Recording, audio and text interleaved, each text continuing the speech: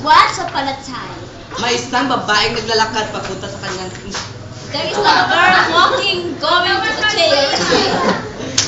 Then, ang Then, sinabi ng babae sa kanyang katabi, she said to the other seatmate, na umalis ka sa upuan ko. go away with my chair. Go away with my chair. Sa kanto English. Mali na kayo natin pag-witness natin English ni Brigha. Ganda ba ka? Tagalog ka lang tayo. Give chance to other animals. You are the kind of At animal bigla, that people love tumayo to si love. Rosa. And Rosa stood up.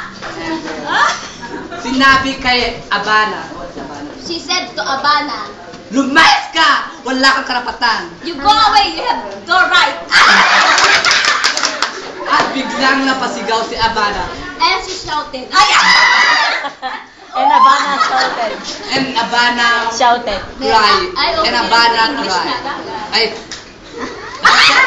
Like English.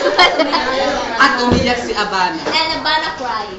And ang sinabi naman ni Rosa, wala kang karapatan na umupo dito. Opo, nahaba din. Like to sit here. And Rosa, And Rosa, and Rosa said, I said, yeah, you have no right to stay here.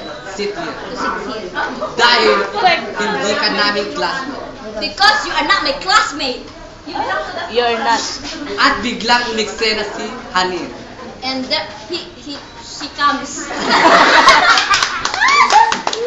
At sinampal si Rosa. And he slapped the face of Rosa. At biglang pumasok si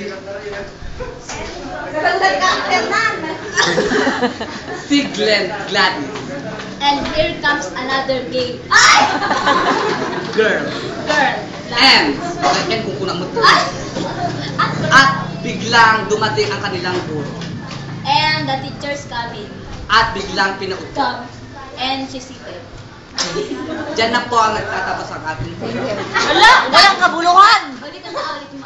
Nonsense! And then po tapos ang At diyan po nagtatapos ang aming kwento. that would be all. Thank you.